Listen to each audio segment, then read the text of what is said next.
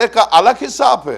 اس ذرے کے اوپر ہمارے علماء نجف میں، جسے علماء نجف نے، میں نے، آپ نے، ہندوستان پاکستان میں کیا ہوتا، میرے ابا خباب مامے کو دیکھا، دوسرے دن لکھ دیا حضرت علامہ فاضل موسوی تقریر کریں. میں بھی بڑا مطمئن خوش، چلو چند آدمی ملے مجھے علامہ سمجھنے لگے. تو خیر علامہ کا ایک لطیفہ بھی نقل کیا گناہان کبیرہ میں آیت اللہ دستغیب نے. سرور کائنات مسجد پیغمبر میں داخل ہوئے تو عرب جمع تھے، ایک شخص کو گھیرے ہوئے تھے. پیغمبر خدا نے پوچھا کیا رش ہے، کون ہے یہ؟ کہا علامہ ہے. آپ کے لطیفے کے طور پر اسی طرح سے گناہان کبیرہ علامہ. کہا علامہ کیا مطلب؟ پیغمبر خدا پوچھتے ہیں ان جاہل عربوں سے علامہ کیا مطلب؟ میں سمجھا نہیں. کہا حضور علامہ میں سمجھا نہیں کیا ہے علامہ. کہا یہ انصاب عرب سے واقف ہے. افسوس ہو تمہاری عقلوں پر، علم انصاب نہ کسی کو فائدہ دے سکتا نہ نقصان. علم اس کا نام ہے جو کسی کو فائدہ پہنچائے، علم اس کا نام ہے. علم انصاب سے کسی کو نہ فائدہ پہنچتا ہے نہ نقصان. کیسے تم نے اس کو علامہ کہا؟ تو اب چونکہ میں آیا ابا خبا کو لکھ دیا علامہ. تو وہ فرانسیسی دا ریولیشن آف ایران کے مصنف لکھتے ہیں کہ مکتبہ اہل البیت میں ایک ہی علامہ تھا، علامہ ہلی. مکتبہ اہل البیت میں القاب نجف میں قم میں ایسے ہی نہیں بڑھتے. بہرحال اب تو وہاں بھی ارزان ہو گئے ہیں، کیونکہ ظہور سے ہم قریب سے قریب تر ہو رہے ہیں تو یہ سب کچھ ہونا. مگر نجف میں، ہم جس وقت نجف میں تھے، کل 4 آیت اللہ تھے جنہیں آیت اللہ کہا جاتا تھا، اعلان کیا جاتا تھا. باقی حضرت آیت اللہ باقر الصدر جیسی ہستی کو آیت اللہ نہ کہتے تھے نہ لکھتے تھے، منع کرتے تھے. چونکہ میرے استاد آیت اللہ خوئی موجود ہیں، میرے استاد حکیم موجود ہیں، ان کے مقابلے مجھے آیت اللہ مت کہا کرو. تو اب ظاہر ہے کہ اب میں 2 سال قم میں چلا جاؤں اور درس دینا شروع کروں، لکھ دیں گے آیت اللہ. تو میں عرض کروں کہ غرض مقدس اس زمانے میں آج سے تقریباً 600 سال پہلے، کیونکہ سن 800 کا واقعہ ہے، سن 800 ہجری کا واقعہ، اب 1400 ہے، تو 700 سال پہلے، 600 سال پہلے مقدس کا خطاب جو دیا تھا علماء نے دیا تھا. نہ انہوں نے دیا تھا نہ عوام نے دیا تھا، علماء نجف نے مل کر جس کو مقدس کا خطاب دیا. بالغ ہونے کے بعد، یرحمک اللہ، بالغ ہونے کے بعد وہ گزر رہے تھے درس کے لیے یا حرم میں زیارت کے لیے آ رہے تھے. دیکھا ایک صاحب گدھے پر گھاس لاد کے چلے آ رہے ہیں. یہ اپنے گھر سے کھانا کھا کے نکلے تھے، انہیں خلال کی ضرورت پڑی تو اس گدھے کے ساتھ آنے والے سے پوچھے بغیر اس گدھے کے اوپر سے ایک گھاس کا تنکا اٹھایا، اس سے خلال کیا. خیر بعد میں مجتہد ہوئے، مرجع ہوئے، اور مرجع ہونے کے بعد ان کا انتقال ہوا. تو بہت اشتیاق تھا ان کو خواب میں دیکھنے کا. ان کے بعد جو مرجع وقت تھے انہوں نے خواب میں دیکھا. حدیقۃ الشیعہ جو ان کی کتاب ہے مقدس اردبیلی کی، اس کے مقدمے میں یہ واقعہ ہے. جب دیکھا ان کو خواب میں، کہا 1 سال تک میں تڑپتا رہا کاش میں آپ کو خواب میں دیکھتا. تو مقدس اردبیلی نے کہا کہ جی ہاں، میں نے ایک تنکے سے خلال کیا تھا، 1 سال تک مجھ سے اس کا حساب لیا جا رہا تھا. وَمَن يَعْمَلْ مِثْقَالَ ذَرَّةٍ خَيْرًا يَرَى وَمَن يَعْمَلْ مِثْقَالَ ذَرَّةٍ شَرًّا يَرَى. حساب لیا جا رہا تھا. اے مقدس اردبیلی، تیری عقل تھی، تو ہوشیار تھا، تو بالغ تھا، تو عاقل تھا، گزرنے والا مالک تھا، اس سے پوچھے بغیر اس تنکے کو استعمال کیسے کیا؟ اشارہ کیا مولا کائنات کی طرف. نہ آتے تو مجھے پتہ نہیں کب تک مجھے وہی پوچھتے رہتے. میرے خیال میں امریکن بارڈر سے بھی سخت رہے. وہاں جب بھی گزرتا ہوں وہی سوالات کرتے 5 گھنٹے بٹھا کر. وہاں بہت سخت ہے، اس سے بھی سخت ہے، پتہ چلتا ہے کہ بار بار ہوئے تو نے کیوں تنکا اٹھایا؟ بھئی اٹھا لیا، اب جو کرنا کر لو. تو اب وہاں بھی سخت ہے، وہاں سخت ہے. یہ جو قرآن کہہ رہا ہے وَمَن يَعْمَلْ مِثْقَالَ ذَرَّةٍ، یہاں فنگر پرنٹ لیتے ہیں. وہاں یہ جو بیٹھے ہیں یہ فنگر پرنٹ لیتے ہیں. یہ شب و روز میری آپ کی فلم بناتے ہیں. یہ فلم 3 دفعہ دکھا دی جائے گی، جان کندنی کے وقت اور قبر میں، میدان محشر میں. یہ فلم دکھا دی جائے گی تاکہ انسان انکار نہ کرے. چونکہ میری آپ ہم سب کی عادت یہی ہے، ہماری نسبت جو ہندوستان پاکستان میں پیدا ہو ان کی نسبت یہاں کے بچوں میں ایک خوبی ہے، بہت کم جھوٹ بولتے ہیں۔ اگر آپ کہہ دیں گھر میں ہوتے ہوئے کہ فون آیا کہ تو نہیں ہے، تو بچے نہیں کہیں گے، وہ فوراً کہہ دیں گے ہاں ہیں، آپ پریشان ہو جائیں گے۔ تو مشکل یہی ہے، چونکہ جس بارڈر کو کراس کرنا ہے اس بارڈر کے اوپر اب بٹھایا ہے قدرت نے، تو اب ارشاد ہوتا ہے قرآن کریم کی، میں 4 مختصر سے آیتوں کی تلاوت کرتا ہوں اپنی گفتگو کے مقدمے کے طور پر۔ جو سوالات کیے تھے ان کا جواب بھی میں آپ کی خدمت میں پیش کروں گا۔ یوم یجعل الولدان الشیبہ، سورہ مزمل آیت نمبر 17، سورہ مزمل آیت نمبر 17۔ یاد رکھو اس دن کو جس دن بچہ بڈھا ہو جائے گا۔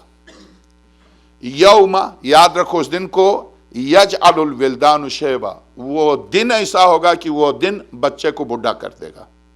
تھا بچہ مگر اس میدان میں بڈھا ہو جائے گا، اس ایک دن میں بڈھا۔ یوم یجعل الولدان شیبہ، سورہ مزمل آیت 17۔ ارشاد ہوتا یوم لا بیع فیہ ولا خلۃ ولا شفاعہ، سورہ مبارکہ بقرہ آیت نمبر 254۔ ارشاد ہوتا ہے یاد رکھو اس دن کو جس دن نہ خرید و فروخت ہے، نہ وہاں پر دوستی ہے، نہ وہاں پر سفارش ہے۔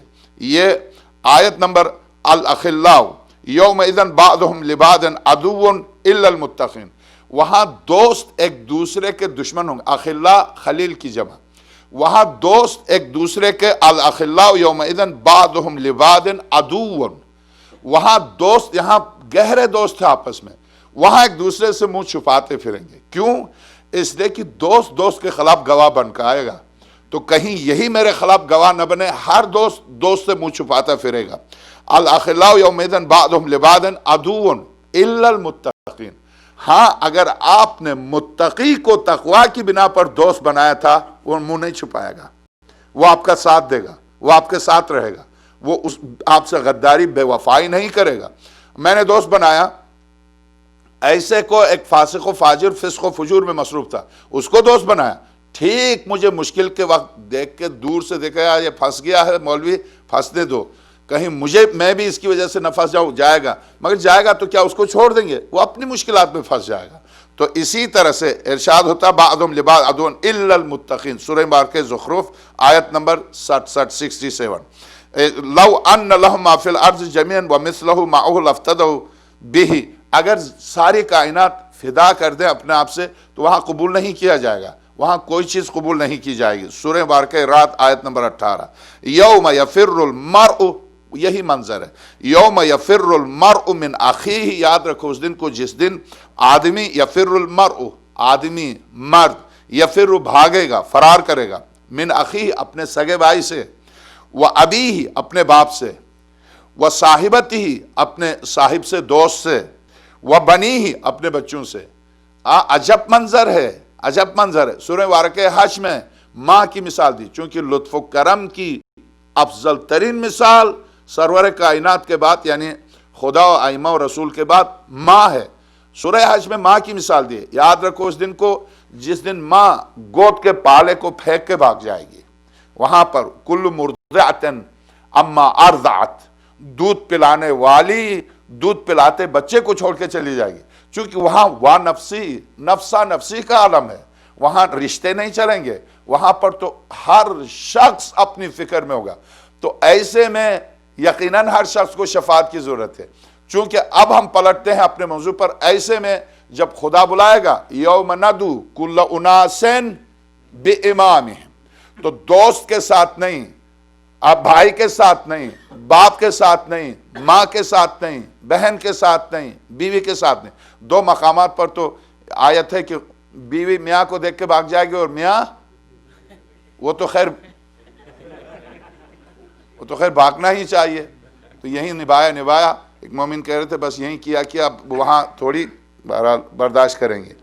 تو اب میں عرض کروں کہ ایسے وہ منظر جو قرآن کریم نے اس طرح سے پیش کیا ہے، تو وہاں پر ہزاروں جتنے انسان اتنے اس کا اعتقاد میں فرق ہے، عمل میں فرق ہے، تو اس اعتقاد اور عمل کے اعتبار سے شفاعت کے درجات ہیں، شفاعت کے درجات ہیں۔ باب مایوسی میں لکھا ہے، یعنی ایسا نہیں ہے کہ شفاعت کے ذریعے فوراً میں میدان محشر پہنچا، مولا کائنات نے فرمایا لے جاؤ اس کو بھیج دو جنت۔ کچھ ایسے گناہگار ہیں جن کی شفاعت ہوگی مگر ایک طویل عرصے تک جہنم میں رہنے کے بعد۔ صریح قرآن کریم کی آیت اس سلسلے میں آپ کی خدمت میں پیش کروں، بلکہ اس کا ترجمہ میں آپ کی خدمت میں پیش کرتا ہوں، ایک صلوات بھیجے گا۔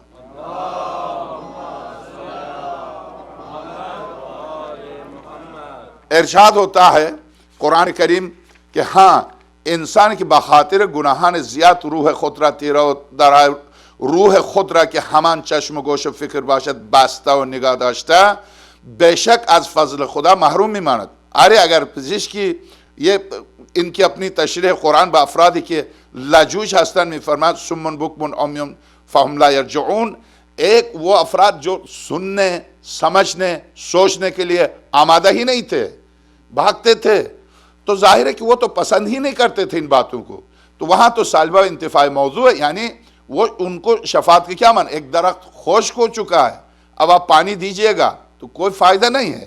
پانی سے درست ہے کہ مردہ زمین کو زندگی ملتی ہے، پانی میں اب آپ غور کیجئے، پانی میں زندگی دینے کی صلاحیت ختم نہیں ہوئی ہے، وہ درخت جو خشک ہو چکا ہے اب آپ پانی دیں گے تو اس میں زندگی کی صلاحیت نہیں ہے، زندگی کی صلاحیت پانی سے کسب کرنے والی صلاحیت اس میں نہیں ہے، تو اب پانی کی غلطی نہیں ہے، غلطی کس کی ہے؟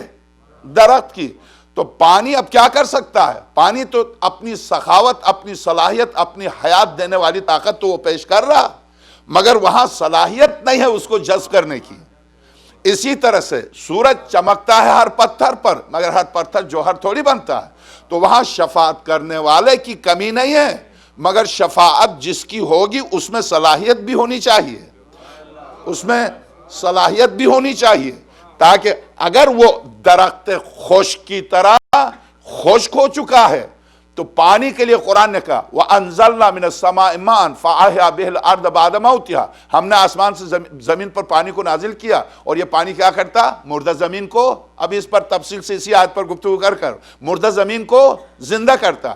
تو اب حیات کو پیدا کر کے حیات کو پانی کے اندر رکھا اور پانی کو سبب حیات قرار دیا۔ ٹھیک، حیات اگرچہ خلق الموت والحیات 29ویں پارے کی پہلی آیت، حیات کو الگ خلق کیا، موت کو الگ خلق کیا۔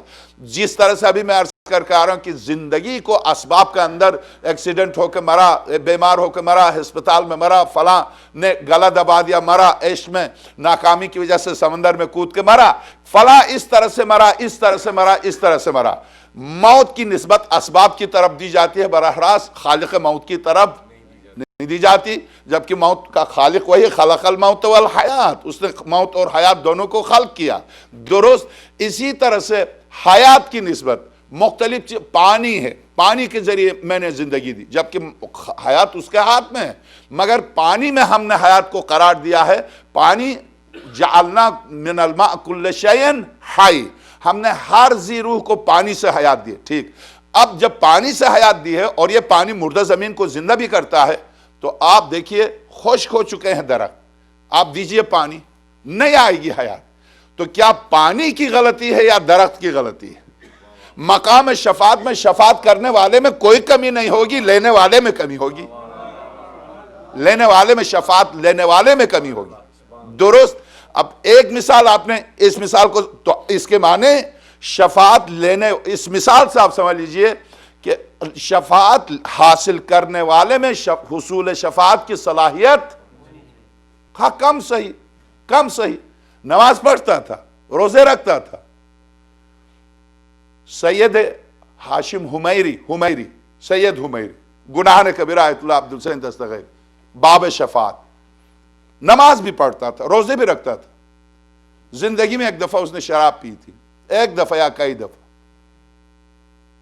موت کا وقت آیا، مر رہا، جان کندنی ہے، ٹھیک جان کندنی کے وقت، اور یہ وہ شخص ہے جس نے پوری زندگی مولا کائنات کی ولایت کی ترویج میں بہترین اپنے زمانے کا ٹاپ کا شاعر، ماشاءاللہ سے ہمارے درمیان ایک خاندانی شاعر، اور آخر پورے خاندان نے مکتب اہل بیت کی خدمت کی بیٹھے ہوئے، ایک بے شعرا کی بہت فضیلت ہے، بہرحال میں موضوع کو نہیں بدلنا چاہتا ہوں.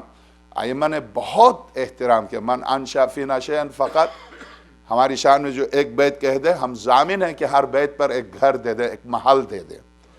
تو میں عرض کروں کہ اس نے پوری زندگی ولایت پر کوفے کے بیچ میں کھڑے ہو کر اس شخص نے کہا گھوڑے پر اپنا پورا، اچھا خاصا کھاتا پیتا آدمی تھا، بہت بڑے گھرانے کا، گھوڑے کے اوپر اپنا پورا سرمایہ لاد کے گیا کوفے میں. اعلان کیا آ جاؤ فضائل علی بیان کرتے جاؤ، میں اشعار سناتا جاؤں گا. جس نے ایسی فضیلت سنائی جس کے بارے میں نے شعر نہ کہا ہو، میرا گھوڑا اور یہ جواہرات. اتنا بڑا شاعر. ایک صاحب آئے، اس نے کہا مجھے اجازت ہے. کہا بولو. کوفے، چونکہ کوفے میں حضرت نے زندگی کی، کوفے میں حضرت کے شاگرد تھے، ان کے شاگردوں کے شاگرد تھے. تو آیا ایک صاحب کہنے لگے کہ میں قمبر ایک دن نہیں تھے، امیر المومنین سلام اللہ علیہ نکلے گھر سے، دلدل پر سوار ہو کے آئے. مجھ سے کہا ذرا آپ دلدل تھام لو، میں 2 رکعت نماز تحیہ مسجد پڑھ لوں. تو میں دلدل تھامے ہوتا، حضرت گئے پڑھنے. حضرت نے جوتیاں اتاری تھی. جب پلٹ کر آئے، حضرت جوتی پہننا چاہتے تھے، ایک پرندہ آیا، ایک جوتی کو اٹھا کے اوپر لے کے گیا. جب جوتی کو پرندے نے بلند کیا تو جوتی کے اندر چھوٹا سا سانپ تھا.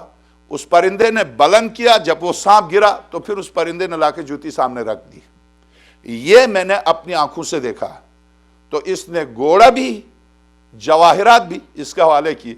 چونکہ یہ سرور کائنات کی زندگی کا واقعہ نہیں تھا، یہ ان کا چشمدید واقعہ تھا. اس نے گھوڑا بھی اور سارا جو اس کی پوری زندگی کا سرمایہ تھا اس کے حوالے کیا، یہ لے. اور اس پر ایک لمبا قصیدہ کہا کہ اے پرندے جوتیاں اٹھانے والی ہستی. یہاں سے مولا کائنات کی شان میں اس کا پورا قصیدہ شروع ہو جاتا ہے.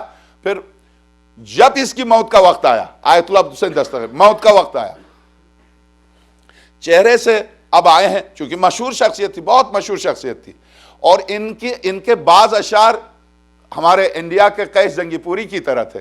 قیس جنگی پوری آپ نے نام سنا ہوگا کہ مرحوم بزرگوار کے اشعار مرحوم ذیشان حیدر جوادی صاحب قبلہ مرحوم سنایا کرتے تھے کہ بلغ العلا بکمالہ کشف الدجا بجمالہ. اس زمین میں جو سعدی شیرازی کی زمین ہے، اس زمین میں انہوں نے قیس نے اشعار کہتے غصب الفدق بکمالہ نہ تسسرہ نہ صالح. تو قیس جنگی پوری کے اشعار تھے اس زمین میں. اور بہت 9 ربیع الاول کو مرحوم ذیشان صاحب پڑھتے تھے. میں قیس جنگی پوری مرحوم کی کتاب تلاش کر رہا ہوں، ہر ایک سے درخواست کی لا کے نہیں دیتے. تو بہت ہی یعنی عربی داں تھے، بہت بڑے شاعر تھے، بہت ہی مکتبہ اہل بیت کا دفاع کیا اس شاعر بزرگوار نے. غرض یہ کہ یہ حمیری بھی اسی طرح سے تھے، ٹھیک دشمن علی کے دل پر تیر چلاتے تھے. چونکہ مولا کائنات کا جملہ ہے کہ لگا، اسی کا ترجمہ کسی اردو شاعر نے اسی کا ترجمہ کیا، تیر کا تبر کا تلوار کا تو گھاؤ بھرا، لگا جو زخم زباں رہا ہمیشہ ہرا. یا امیر المومنین کے مصرے کا ترجمہ کسی اردو شاعر نے اس طرح سے کیا ہے، جراحات السنان لہ التیام ولا یلتام ما جرح اللسان.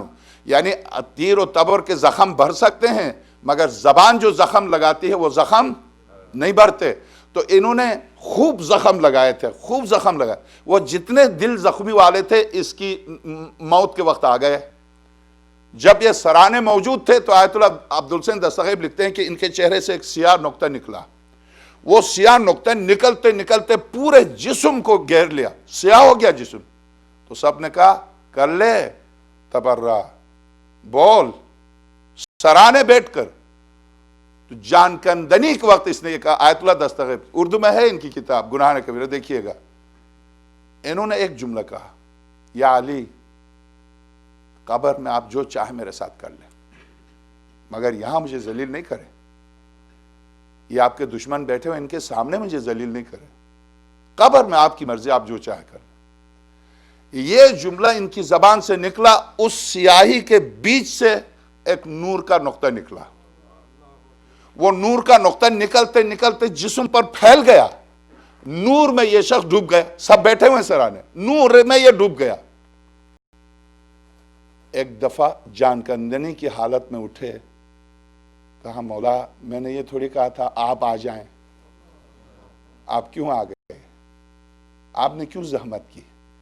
میں تو صرف یہ درخواست کی تھی دشمنوں کے سامنے مجھے ذلیل نہ کیجیے گا، آپ آئے کیوں؟ اب کوئی نہیں سن رہے ہیں گفتگو، کوئی دیکھ نہیں رہا، تو آواز آ رہی ہے اگر تو نہ پیتا تو یہ نہ ہوتا، تیرے پینے کی وجہ سے، مگر چونکہ نماز پڑھتا تھا، روزے رکھتا تھا، توبہ کر لی تھی، صلاحیت تھی، جذب نور کی صلاحیت تھی، تو اب حضرت نے نہ صرف حضرت آئے، نہ صرف حضرت نے شفاعت کی، نور میں یہ شخص ڈوبا۔ دوسرا واقعہ، ہارون رشید کے 13 بیٹے تھے، ان میں سے ایک کا نام مامون، امین، معتمن، یہ القاب ہیں، نام مختلف تھا، عبداللہ، محمد، امین کا نام محمد تھا، مامون کا نام عبداللہ تھا، معتمن تیسرے بیٹے کا نام۔ تیسرے بیٹے کے بارے میں آغا دستغیب لکھتے ہیں، باب شفاعت میں لکھتے ہیں کہ اس کو ہارون رشید نے کوئی عہدہ نہیں دیا تھا۔ مامون اور امین کے درمیان سلطنت تقسیم کی اپنی زندگی میں کہ تیری ماں ایرانی ہے، تجھے ایران اور یہ آذربائیجان اور نصف رشیا کی ریاستیں تیرے حصے میں، عرب سے لے کر افریقہ کا یہ علاقہ یہ امین کے حصے میں تقسیم کیا، اپنی سلطنت کو ہارون نے تقسیم کیا اپنی زندگی میں دونوں بیٹوں کے درمیان۔ اس نے یہ پرانے پھٹے کپڑے پہنتا تھا،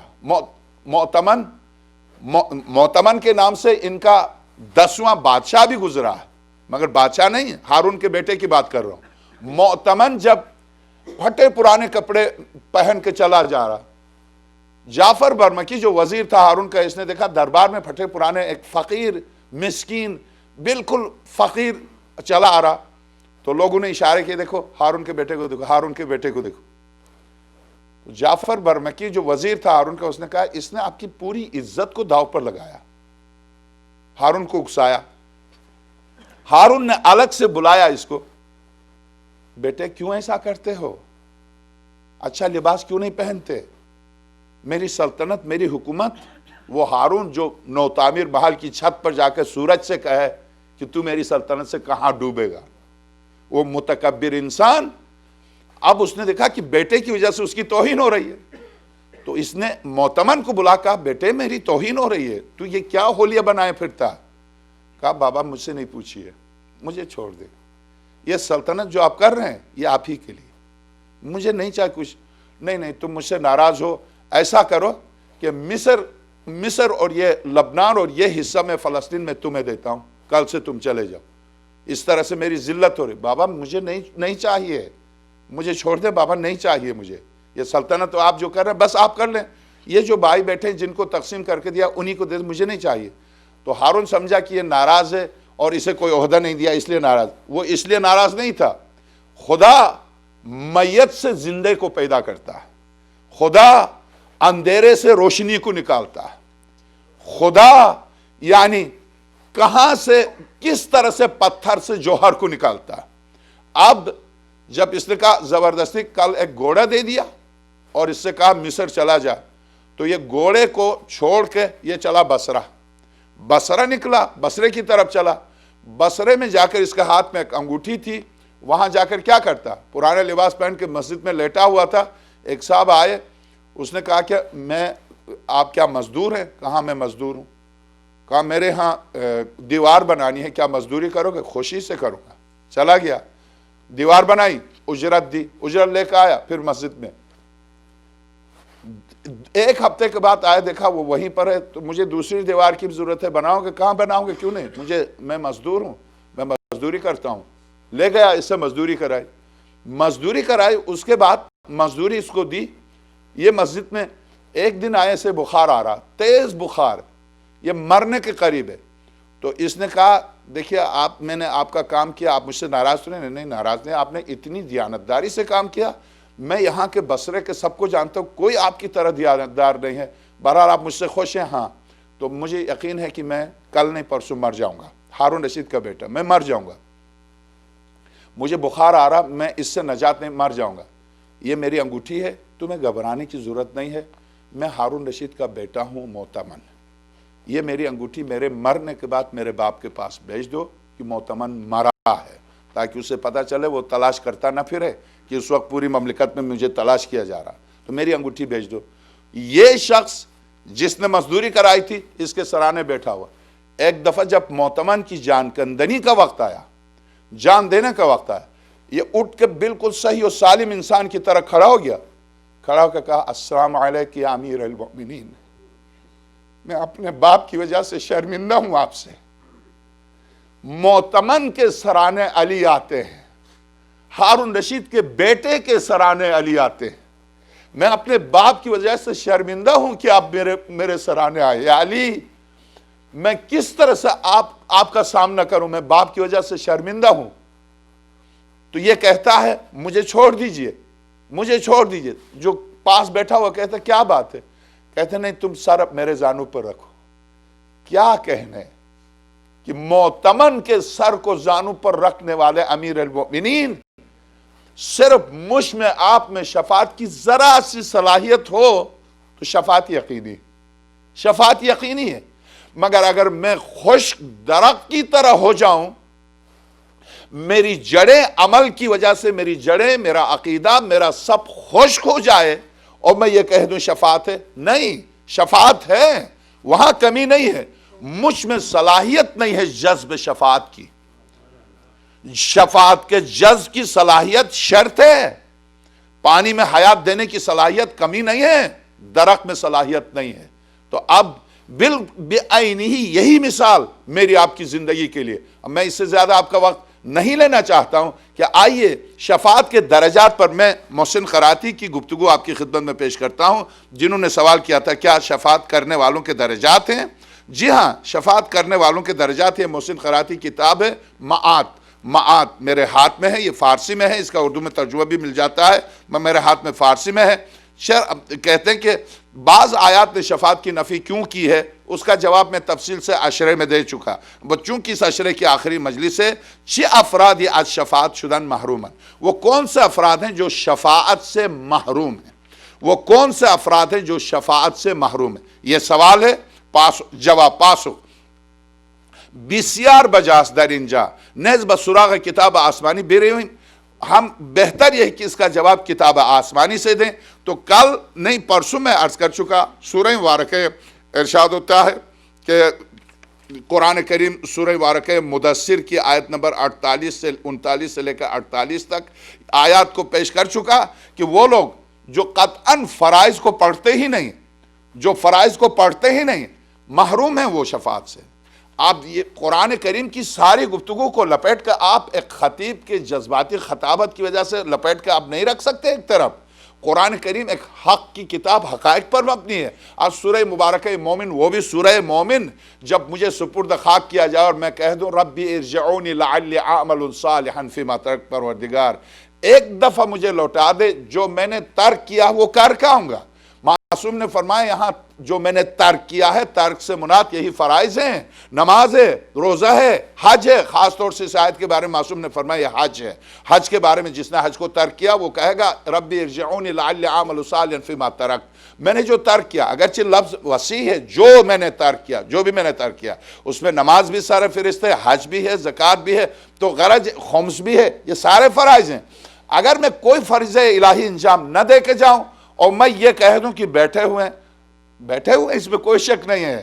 میں نے عرض کیا کہ مولا کائنات نے قسم کھائی، اس ذات کی قسم جس کے قبضے قدرت میں علی کی جان، میرا باپ ابو طالب میدان محشر میں کھڑے ہو کر یہ کہہ دے، ستون عرش الہی کو تھام کے کہہ دے پروردگار میں نے جب تو نے یہ کہا من ذا الذی یقرض اللہ قرضا حسنا، کون ہے جو مجھے قرض حسنا دے، تو میں نے 2 پیسے 10 پیسے $10 نہیں دیے ہیں، میں نے 10 درہم نہیں دیے ہیں، میں نے پوری نسل تجھے قرض حسنا کے طور پر واپس کر دیا۔ وہ ابو طالب جو اپنا خون، اپنی جان، اپنی عزت، اپنی آبرو اور اپنی ضعیفی کے عالم میں اپنی زندگی اور اپنی ساری اولاد واپس خدا کو دے اگر وہ عرش الہی کے ستون عرش کو تھام کے کہہ دے میرے معبود میں نے سب کچھ دیا، تو نے جو مجھے دیا تھا وہ میں نے تجھے واپس کیا، میں تجھ سے صرف ایک سوال کرتا ہوں، یہ میدان محشر والے ابو طالب کی خاطر معاف کر دے۔ تو امیر المومنین فرماتے اس ذات کی قسم جس کے قبضے قدرت میں علی کی جان،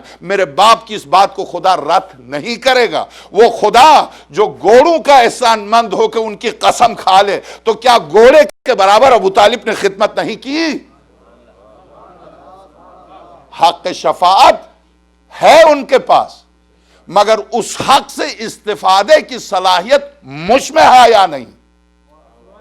یہ میرا مسئلہ ہے، شفاعت کرنے والوں کا مسئلہ نہیں ہے، سورج کا مسئلہ نہیں ہے۔ ہر پتھر پر پڑتا ہے سورج، جوہر جس میں بننے کی صلاحیت ہے وہ بنتا۔ یہ اس پتھر کا مسئلہ ہے، سورج کا مسئلہ نہیں ہے، پانی کا مسئلہ نہیں ہے، حیات دینے کا دیتا ہے، زندہ زمین کو، مردہ زمین کو زندہ کرتا، مگر جس زمین میں زندگی کی صلاحیت ہو۔ میں سمجھتا ہوں کہ میں نے کسی حد تک سوالات کے جواب نچوڑ کے دیا، مگر چونکہ ایک ایک سوال اور جواب ہے یہاں پر۔ یہ معاد اس کتاب کا نام ہے، اور اس کتاب کے مصنف تہران سے ٹی وی پر بھی آتے ہیں، بہت ہی یونیورسٹی کے سارے پروفیسر جمع ہوتے ہیں جن کو یہ لیکچر دیتے ہیں، پروفیسر جمع ہوتے ہیں جن کو یہ لیکچر دیتے ہیں، ٹی وی پر آتے ہیں، ان کا درس ٹی وی پر آتا ہے۔ محسن خیراتی، اردو میں بھی ان کی کتاب ملتی ہے، بہت نفیس کتاب مکتب رسول کے نام سے، توحید سے لے کے قیامت تک اصول دین کے اوپر بہترین اور نفیس کتاب اردو میں جو اب تک مارکیٹ میں آئی ہے، بہترین کتاب ہے۔ غرض ہر سوال کا جواب ہے کہ کس کی یہ سوال جو ابھی مجھ سے میرے سامنے تشریف رکھتے ہیں، اور ہر مجلس میں ماشاءاللہ سے کیا نورانی چہرہ میرے سامنے بیٹھتے ہیں، یہ احباب جو بیٹھے ہیں، واقعاً چونکہ یہ جو سوال کیا جو شفاعت کرنے والوں کے بھی درجات، جی ہاں، جو درجہ خاتم الانبیاء کا ہے وہ کسی کا، جو درجہ امیر المومنین کا ہے وہ سوائے خاتم الانبیاء کے، اسی طرح سے شہزادی کونین کا درجہ، اسی طرح سے میرے آقا امام زمانہ ارواحنا اللہ الفدا کا درجہ۔ تو خود سرور کائنات نے فرمایا سب سے خاتم الانبیاء اور امیر المومنین کے بعد سب سے بڑا درجہ مقام شفاعت میں سرور کائنات نے فرمایا میرے قائم مہدی کا ہے، قائم آل محمد، چونکہ اس کی وجہ درست ہے، سید الشہداء آقا عبداللہ الحسین میں کوئی کمی نہیں ہے، نعوذ باللہ، نہ سمجھیے، چونکہ امام حسین سلام اللہ علیہ کی زندگی میں جتنے مومن تھے ان کو آپ دیکھیے، امام زمانہ روح الہ الفدا، ان کی زندگی کو دیکھیے، آقا امام زمانہ کی زندگی کتنی ہے اب تک؟ 1160 سال۔ 1160 سال میں کتنے ہیں جو اس امام وقت کے زمانے میں جو ہیں؟ چونکہ جو قرآن کہتا ہے یوم ندعو کل اناس بامامہم، اس زمانے کے امام کے ساتھ اس گروہ کو بلائیں گے جس زمانے میں وہ امام تھے۔ تو اب آقا امام زمانہ ارواحنا اللہ الفدا کا ایک طویل ترین زمانہ ہے، اس زمانے میں بلینز مومنین ہیں، ملینز نہیں، 1100 سال میں بلینز ہیں۔ تو ظاہر ہے اس اعتبار سے حجت خدا کی، اور پھر جب حکومت کرنے آئیں گے تو آیت اللہ ناصر مکارم شیرازی نے کہا کہ کم سے کم 309 سال حکومت ہے۔ پہلی نیند جو اصحاب کہف کی پہلی نیند ہے اس کے برابر آقا امام زمانہ ارواحنا اللہ الفدا کی حکومت ہے۔ اگرچہ رجعت میں آقا عبداللہ الحسین سلام اللہ علیہ کی حکومت 51,000 سال ہے، اس رجعت پر تفصیل سے گفتگو، یہ میرا موضوع اس وقت نہیں ہے۔ رجعت میں آقا عبداللہ الحسین سلام، اس پر 2 میرے 3 بلکہ عشرے انٹرنیٹ پر ہیں رجعت کے سلسلے میں، قرآن کریم سے، مکتبہ اہل البیت سے، دوسرے مکاتب اسلامی سے رجعت کو ثابت کرنے میں، سابقہ امتوں میں رجعت، امت اسلامی میں رجعت، بخاری سے، مسلم سے، ہماری کتب رجعت، چونکہ لوٹنا، واپس آنا۔ آپ زیارت وارثہ میں ایک جملہ کہتے ہیں، میں آپ کے اوپر یقین رکھتا ہوں آپ کی امامت پر، وَبِإِيَابِكُمْ، ایاب کے کیا معنی؟ واپسی۔ میں زیارت وارثہ میں یقین رکھتا ہوں آپ کی واپسی پر، واپس آئیں گے۔ زیارت وارثہ میری آپ کی طرف سے تھوڑی ہے، معصوم کی طرف سے، اس میں، اور زیارت عاشور میں، زیارت نائی قدسیہ میں، زیارت جامعہ کبیرہ میں، تمام زیارتوں میں یہ جملہ لفظ مشترک ہے، میں یقین رکھتا ہوں آپ کی واپسی پر۔ واپسی یعنی حجت خدا۔ اب آئیے، اب میں یہاں سے مصائب کے لیے میں تمہید باندھتا ہوں، بس آپ کی زحمت ختم، مجھے معاف کیجئے گا، میرا موضوع ذرا خشک تھا اور موضوع سے متعلق گفتگو تھوڑی سی خوش تھی، مگر حقائق میں سے ایک حقیقت ہے جس پر ہم چل رہے ہیں۔ تو اب آقا امام زمانہ ارواحنا لہ الفدا بلائے جائیں گے ہم کو امام زمانہ کے ساتھ، چونکہ امام زمانہ حکومت کریں گے۔ جب حکومت کریں گے تو سوال یہ ہے کتنے، چلیے 309 سال، 309 سال کے بعد حضرت جس طرح سے امیر المومنین شہید ہوئے، جس طرح سے آقا امام حسن مجتبیٰ شہید ہوئے، امام حسین سلام اللہ علیہما شہید ہوئے، تو اسی طرح سے حجت خدا شہید ہوں گے ایک عورت کے ہاتھوں۔ عورت کا نام بھی روایت میں آیا ہے، کوفے کی ہوگی، اس کے ہاتھوں شہید ہوں گے۔ جب شہید ہوں گے تو حضرت کو آقا امام زمانہ روح اللہ الفدا کو غسل کون دے گا؟ چونکہ مکتبہ اہل البیت کی اساس و بنیاد ہے یہ کہ معصوم کو غسل معصوم دیتا ہے، معصوم کی نماز جنازہ معصوم پڑھاتا، معصوم کو قبر میں معصوم اتارتا۔ سرور کائنات کو کس نے غسل دیا؟ مولا کائنات نے۔ کس نے کفن دیا؟ مولا کائنات نے۔ کس نے نماز پڑھائی؟ مولا کائنات نے۔ کس نے خاتم الانبیاء کو قبر میں اتارا؟ مولا کائنات نے۔ شہزادی کونین کو کس نے غسل دیا؟ حالانکہ خواتین غسل دے سکتی تھی، خاتون پانی دے رہی تھی، آسمہ بنت امیس غسل نہیں دے رہے تھے۔ غسل معصوم کے لیے صرف معصوم، امیر المومنین نے غسل دیا، امیر المومنین نے غسل دیا، امیر المومنین کی مدد کی آسمہ بنت امیس نے، امیر المومنین نے غسل دیا، کفن دیا، نماز پڑھائی، اور خود مولا کائنات قبر میں اترے، شہزادی کونین کو اپنے ہاتھوں سے قبر میں اتارا۔ مولا کائنات کو کس نے غسل دیا؟ امام حسن مجتبیٰ نے اور آقا امام حسین نے غسل دیا، دونوں نے۔ دوسری اولاد تھی، مدد کر رہی تھی، مگر غسل دیا امام حسن نے، غسل دیا امام حسین نے۔ نماز کس نے پڑھائی؟ امام حسن مجتبیٰ نے۔ اور نماز کے بعد قبر میں کون اترے؟ آقا امام حسن۔ کس نے دیا؟ امام حسین نے۔ دفنایا دونوں معصومین نے۔ امام حسن مجتبیٰ کو کس نے غسل دیا؟ امام حسین نے۔ کس نے دفنایا؟ کس نے نماز پڑھی؟ امام حسین نے۔ کس نے قبر میں اتارا؟ امام حسین نے۔ اب آئیے، بس کس نے غسل دیا میرے آقا حسین کو؟ کس نے دفنایا میرے آقا حسین کو؟ ابھی میں عرض کر کے آیا ہوں، مصائب پڑھ کر آیا ہوں۔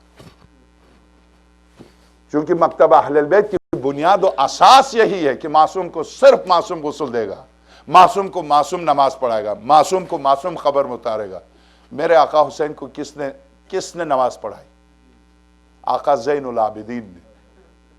کیسے؟ یہ آقا امام رضا اور ابو حمزہ علی ابن حمزہ مدائنی کا مناظرہ ہے، شیخ عباس خمینی نے نفس المحموم میں دیا اس مناظرے کو۔ مناظرہ پورا ابھی حسینیہ میں عرض کر کے آیا، اب میں اس مناظرے کو نہیں دہراتا، صرف سوال، چونکہ واقفی ایک مذہب ہے مکتبہ اہل البیت میں، شیعوں میں سے ایک شیعہ مذہب ہے جو 7ویں امام پر آ کے رکا تھا، اب نہیں ملتا، یہ اب ختم ہو گئے ہیں۔ مگر اس مکتب کا ایک شخص تھا علی ابن حمزہ مدائنی کے نام سے، اس کا عقیدہ یہ تھا کہ امام ہفتم پر امامت ختم ہو گئی۔ کیوں؟ یہی عقیدہ تھا کہ پیغمبر کو علی نے غسل دیا، شہزادی کو علی نے غسل دیا، امیر المومنین کو حسن نے غسل دیا، امام حسن مجتبیٰ کو حسین نے غسل دیا، آقا امام حسین کو زین العابدین نے غسل دیا، آقا زین العابدین کو محمد باقر نے، آقا محمد باقر کو امام صادق نے، آقا امام صادق کو امام کاظم نے۔ آقا امام کاظم کو کس نے غسل دیا؟ چونکہ وہ بغداد میں جیل میں 1400 سال کے بعد شہید ہوئے، تو پتہ نہیں چلا کس نے غسل دیا۔ اس پر امام رضا سلام اللہ علیہ نے اس سے پوچھا کہ یہ بتا دے، تیرا عقیدہ نہیں ہے کہ امام حسین کو نماز جنازہ امام حسین کی امام زین العابدین نے پڑھا؟ کہا ہے۔ کیسے؟ تمہارا یہ عقیدہ کیسے ہے؟ جبکہ زین العابدین غل و زنجیر میں بند تھے، ہاتھوں میں ہتھکڑیاں تھی، پیروں میں بیڑیاں تھی، اور جبکہ جیل میں تھے، کوفے کے جیل میں۔ کہا باعجاز امامت گئے تھے؟ کہا بالکل صحیح کہا تو نے، باعجاز امامت گئے تھے، زندان کوفہ سے گئے تھے، درست کہا۔ تو جب زنجیروں میں ہوتے ہوئے زین العابدین کوفہ کے زندان سے جا کے دفنا دیں تو کیا میں نہیں آ سکتا میں مدینے سے باپ کو دفنانے کے لیے؟ کیا میں نہیں آ سکتا؟ کیا میں غسل نہیں دے سکتا اپنے بابا کو؟ یہاں پر ابو حمزہ مدائنی جو تھا بے بس ہوا، وہ مانا، اس نے قدموں پر سر رکھا۔ اس واقعے سے پتہ چلتا ہے کہ آقا حسین کو کس نے دفنایا؟ آقا زین العابدین نے۔ واضح ہے، آقا زین العابدین سلام اللہ علیہ۔ بس اب آئیے، کب؟ سب دفن ہو چکے تھے، ایک لاشا تھا، کس کا؟ زہرا کے لال کا، چونکہ سارے شہداء کے ماں کی طرف سے رشتہ دار موجود تھے۔ ہر قبیلے نے آ کے اپنے قبیلے کے حوالے سے ہر جنازے کو دفنایا تھا، مگر اگر کوئی نہ تھا تو زہرا کے لال حسین کا جنازہ پڑا ہوا نصف شب ہے۔ آج بھی یہ شبی بنتی ہے، 13ویں شب کو بنو اسد کی کچھ خواتین آتی ہیں کربلا میں، قیامت برپا ہوتی ہے کربلا میں، جب اس وقت آپ وہاں ہوں قیامت برپا ہوتی ہے، ضعیف العمر خواتین اسی کی شبی بناتی ہیں۔ نصف شب ہے، زندان کوفہ ہے، شہزادی زینب نماز شب کے لیے اٹھی، دیکھا زین العابدین نہیں ہے قیدیوں کے درمیان، تو اب شہزادی نے نجف کا رخ کیا، دیوار زندان کے ساتھ کھڑی ہو گئی، آواز دی بابا کو، بابا اب میں اکیلی ان سارے یتیموں کو تنہا نہیں سنبھال سکتی بابا، میرے ایک اکیلے زین العابدین تھے بابا، اب وہ بھی نہیں رہے بابا۔ جب شہزادی دیوار زندان کے ساتھ کھڑی ہو کر نصف شب گپ اندھیرے میں نجف کی طرف رخ کر کے رو رہی تھی، تو ایسے میں دیکھا در زندان کھلا، در زندان کھلا، شہزادی دروازے کی طرف بڑھی کہ آ کون رہا، دیکھا آقا زین العابدین باہر سے آ رہے ہیں، بھائیں ڈالی، کہا بیٹے سجاد کہاں گئے تھے؟ پھوپھی اماں بابا کو دفنانے کے لیے گیا ہے۔ میرے لال کیا تو نے تنہا میرے حسین کو دفنایا؟ پھوپھی اماں جب میں گیا تھا تو کوئی مرد تو نہ تھا، اندھیری رات تھی، میں نے دیکھا چند خواتین ہیں جو میرے بابا پر رو رہی ہیں، میں جب قریب پہنچا تو خواتین جنازے کو چھوڑ کے جانے لگی، میں نے آواز دی میری ماؤں بہنوں رک جاؤ، میں انہی کا وارث آیا ہوں، رک جاؤ، میری آواز سن کے رک گئی۔ پھوپھی اماں جب میں نے غور سے دیکھا، بالکل سفید بال ضعیف العمر خاتون جس کی کمر خمیدہ ہو چکی ہے، بالوں پر خاک ڈال کے رو رہی ہے۔ میں نے کہا کیسے آپ رو رہی ہیں؟ تو مجھ سے پوچھا تم کون ہو؟ میں نے کہا میرا نام علی ہے، میں علی ابن الحسین ہوں، یہ میرے بابا حسین ہیں جن پر آپ رو رہی ہیں۔ تو اس خاتون نے اپنے سر کو پیٹا، کہا بے شک یہ حسین ہے، اسی لیے تو ہم رو رہی ہیں۔ تو میں نے کہا مجھے تعجب ہے، انسان پہچانا جاتا ہے چہرے سے، سر تو تھا نہیں میرے بابا کا، تمہیں کیسے پتا چلا یہ حسین ہے؟ تو اس خاتون نے اپنے تماچے مارے اپنے اوپر، کہا اس لیے کہ ہم 11 کی رات کو یہاں سے گزر رہے تھے، ہم نے دیکھا یہاں کوئی خاتون رو رہی ہے، تو اس خاتون کے رونے کی صدا سن کے آئے، خاتون کو تلاش کر رہے، مل کے نہیں دے رہی ہے، مگر صدا آ رہی ہے حسین تیری ماں آئی ہے مدینے سے، ہم اس کو تلاش کر رہے نہیں مل کے دے رہی ہیں۔ تو ایک مرتبہ شہزادی نے پوچھا بیٹے سجاد کون خاتون؟ کہا میری دادی زہرا، پھوپھی اماں میری دادی زہرا۔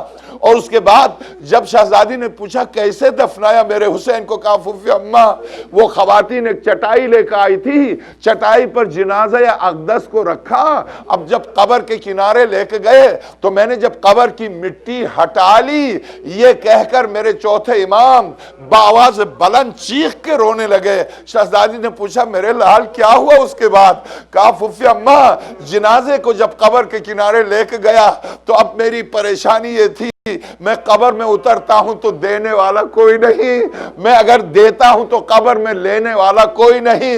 تو اب شہزادی نے پوچھا بیٹے سجاد پھر کیسے دفنایا؟ پھوپھی اماں نجف کا رخ کر کے آواز دی دادا علی میری مدد کیجئے میرے بابا کو دفنانے میں۔ ایک مرتبہ میں نے دیکھا قبر سے 2 ہاتھ بلند ہوئے، آواز آئی حسین نور عینی الیہ الیہ، اے میرے نور نظر حسین آ جا میری گود میں۔ تو شہزادی نے پوچھا کیا یہ دونوں ہاتھ میرے بابا علی کے تھے؟ نہیں پھوپھی اماں خدا کی قسم دادی زہرا کے ہاتھ تھے، ہاتھ بلند ہوئے، میں نے بابا کو ان ہاتھوں پر چھوڑا۔ اِنَّا لِلَّهِ وَإِنَّا إِلَيْهِ رَاجِعُونَ سَيَعْلَمُ الَّذِينَ ظَلَمُوا آلَ مُحَمَّدٍ اَيَّنْقَلَبُ يَنْقَلِبُونَ عَلَى لَعْنَةُ اللَّهِ عَلَى الْقَوْمِ الظَّالِمِينَ۔ ماتم حسین ہے۔